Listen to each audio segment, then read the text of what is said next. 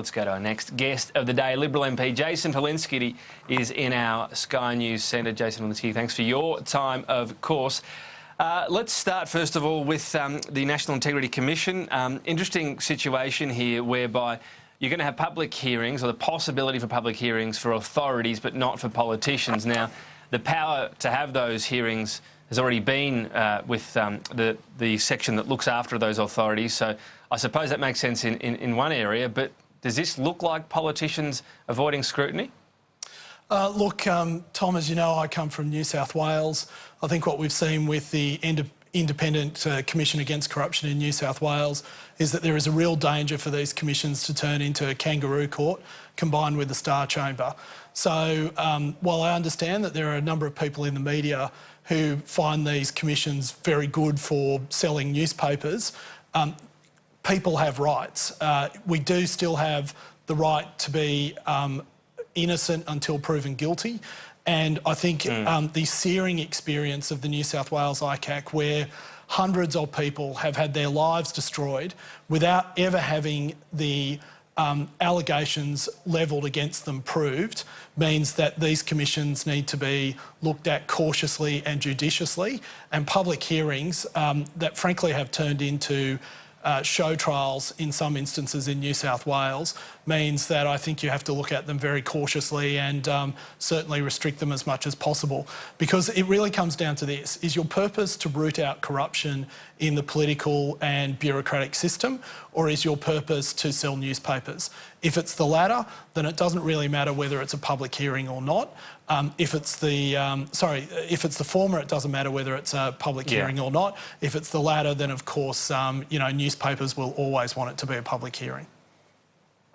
What about, though, this, you mentioned New South Wales ICAC, obviously it brought down Eddie Obeid as well, with a tip-off from the public. Seemingly, this model wouldn't be able to do that, no tip-offs. Yeah, well, Tom, I completely disagree with that assessment. You know, Bob Carr in 2003 threw his replica Mao Zedong Cup at Eddie Obeid, and being Bob Carr, of course, he missed and hit the bookshelf instead.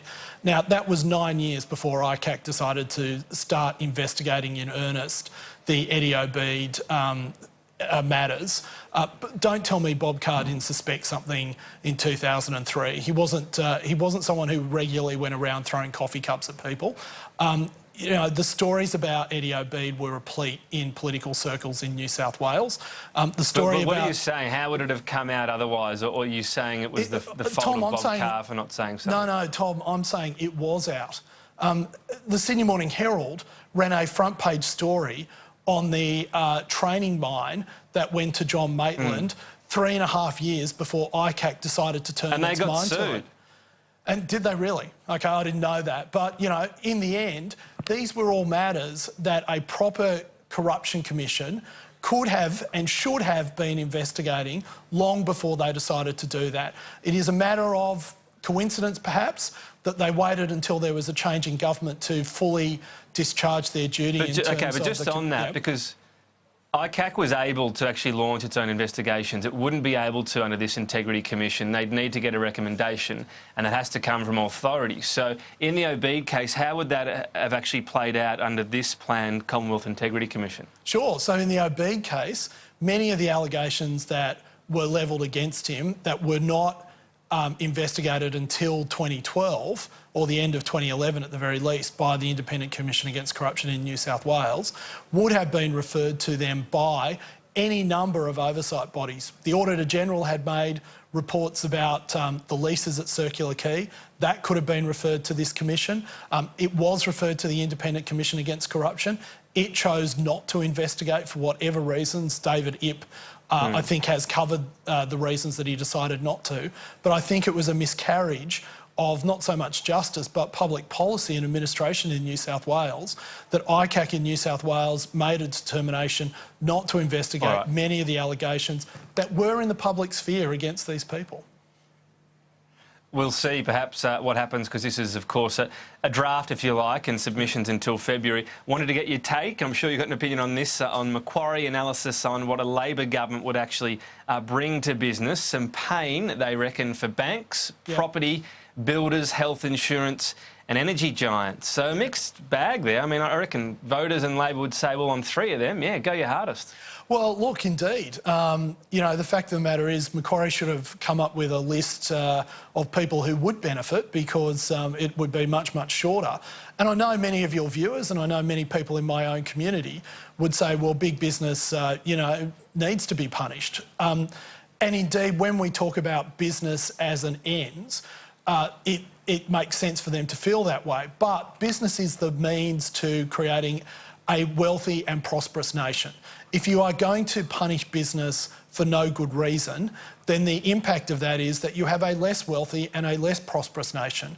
And just yesterday, we heard Brendan O'Connor say that Labor will introduce a robot tax for reasons, you know, that no one quite understands. And I want to know, why hasn't the Labor Party thought about other taxes, like perhaps a tax on on electric bulbs to compensate people who make candlesticks? Or what about ATM tax to compensate all those bank tellers who are no longer bank tellers?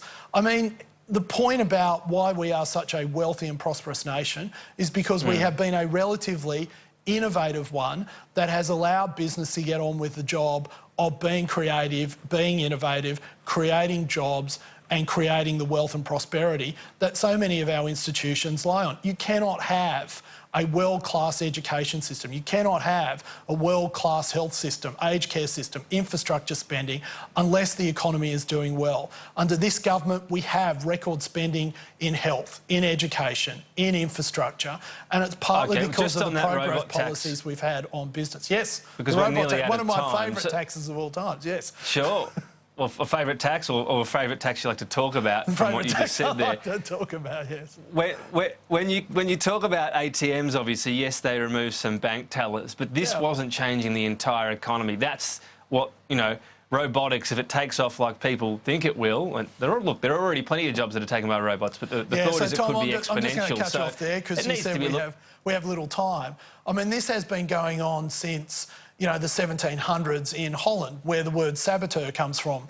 The fact of the matter is, every new innovation was going to destroy jobs as we knew it. When I was at school, probably in the 80s and 90s, you know, people talked about how there would be all this extra leisure time because there would be so little work for those of us around, so we'd all only be working 3 days a week.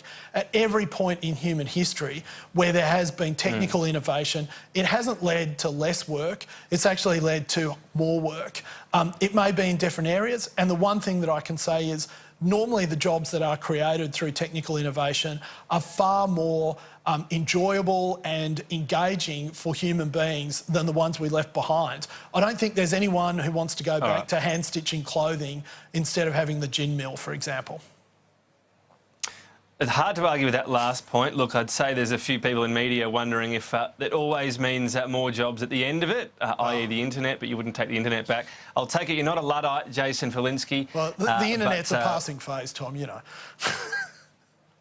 Probably. Look, enjoy your break. All the best, and we'll catch you next year. Look forward to it. See you then.